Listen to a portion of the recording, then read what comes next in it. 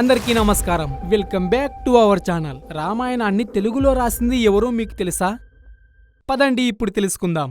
School పుస్తకాల్లోనూ బయట దొరికే కొన్ని పుస్తకాల్లోనూ లేదా సినిమాల్లో చూసో రామాయణం గురించి తెలుసుకుంటూ ఉంటాం. కానీ దాన్ని తెలుగులో రాసింది ఎవరో మీకు తెలుసా? ఆ తల్లి పేరే అత్కూరి మోల. రామాయణాన్ని తెలుగులో రాసిన మహాతల్లి పేరే అత్కూరి మోల. ఈ అత్కూరి మోల అమ్మగారు 1440వ సంవత్సరంలో కడప జిల్లాలోని ఒక కుమ్మరి కుటుంబంలో జన్మించింది. వాల్మీకి మహర్షి గారు ఈ రామాయణాన్ని 24,000 పాఠ్యాలుగా సంస్కృతంలో రచించారు. అయితే ఈ అత్కూరి మోల అమ్మగారు సంస్కృతంలో ఉన్న రామాయణాన్ని 5 రోజుల్లో 871 పాఠ్యాలుగా చేసి తెలుగులో రాశారు. ఈ విషయం తెలుసుకున్న శ్రీకృష్ణదేవరాయలు మౌల అమ్మగారిని తన రాజ్యానికి పిలిచారు. అప్పుడు మౌల అమ్మగారు తెలుగులో రాసిన రామాయణాన్ని చదివి అక్కడ ఉన్న శ్రీకృష్ణదేవరాయలకి అక్కడ ఉన్న ప్రజలకు వివరించారు. అక్కడ ఉన్న ప్రజలందరూ ఎంతో సంతోషించారు. 1440వ సంవత్సరంలో ఒక కుమ్మరి కుటుంబంలో జన్మించి రామాయణాన్ని మనకు తెలుగులో అందించింది. అంత గొప్పది ఆ మహాతల్లి. కానీ ఆ మహాతల్లి గురించి మన తెలుగు పుస్తకాల్లో ఎక్కడా లేదు. ఇలాంటి గొప్ప వాళ్ళ గురించే